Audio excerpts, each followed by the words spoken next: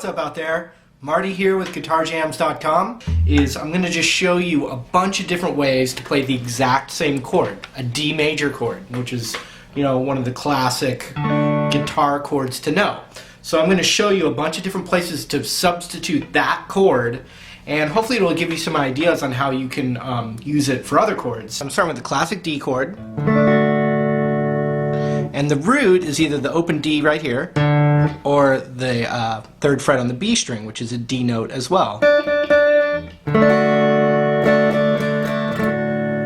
So the first different kind of D chord, or the first alternate voicing, or this one would be called an inversion. And what I'm going to do, this note right here is called F sharp. I'm going to play this note, F sharp, in the bass right here. So then my middle finger is going to go on the 3rd fret of the B, index on the 2nd fret of the G. So there is another way to play D chord. You could even bar it right there. You could add your pinky on the 5th fret of the high E as well, for different inversions and things.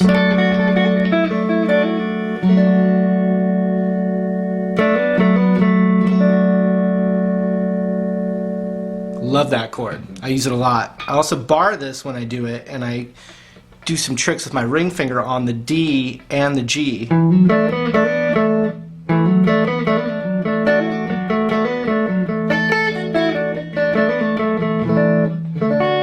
Same chord.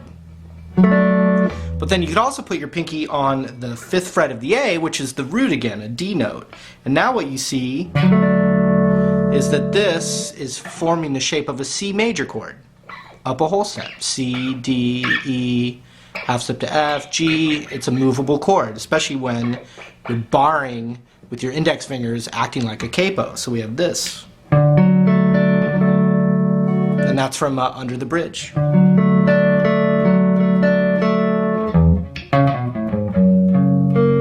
You know, so we got that. Then we got this bar chord right here with the root, again on the 5th fret of the A.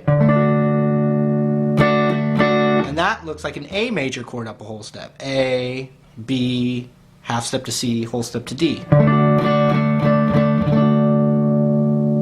So two little things that come from here. I really like this higher triad where you put your index on the 5th of the high E, and then you play the 7th on the B and the G. Now you have a higher voiced D chord.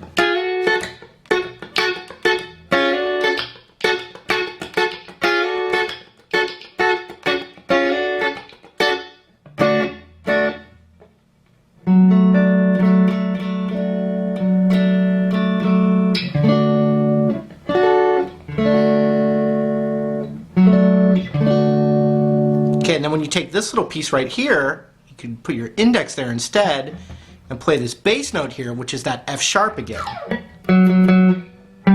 Oops, sorry. And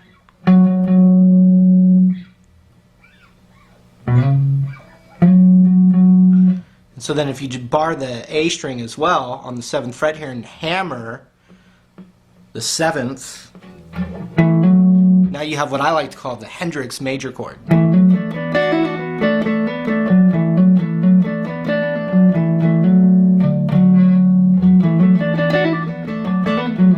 You have the major pentatonic underneath that.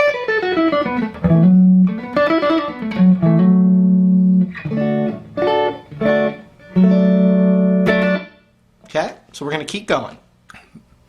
The interesting thing about this is it actually comes from the G form.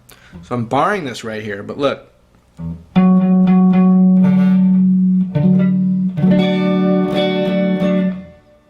I'm playing this G shape. G, A, B, half step to C, D, but then it needs to be barred because of what's normally the open strings on the G chord. It's kind of a cumbersome chord shape. So a lot of people just play a little cluster of it.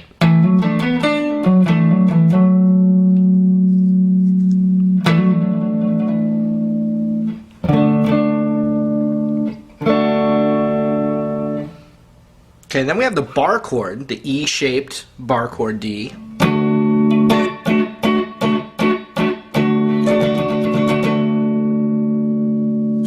chord right there. But there's variations. You could play the top three, meaning the top three pitch strings of it, and it would look like this.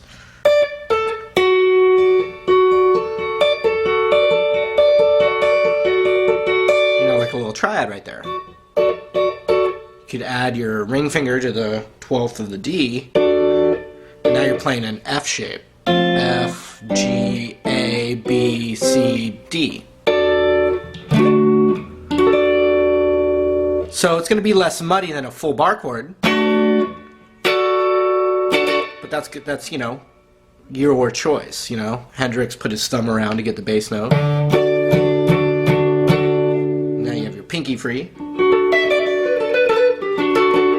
Pinky free. It sounds like some product. You guys can tell me what you think pinky free is. I bought pinky free.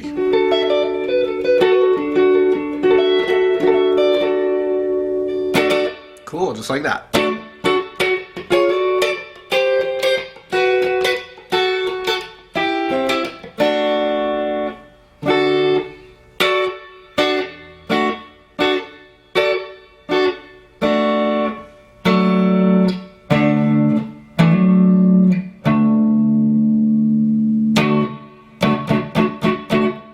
Okay, the last one that I'm going to show you for this lesson will be the root right here, 12th fret of the D.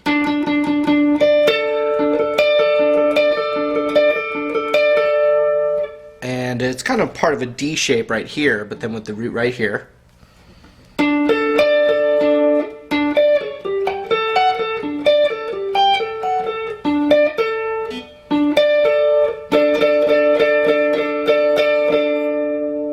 So we've got 15, 14, 12.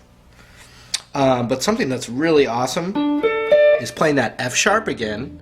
That's called the third of this chord, the major third. It's a really strong tone of the chord. So it's right here on the 14th of the low E. So you can play that as a D major chord right here. And the A string's muted by my middle finger.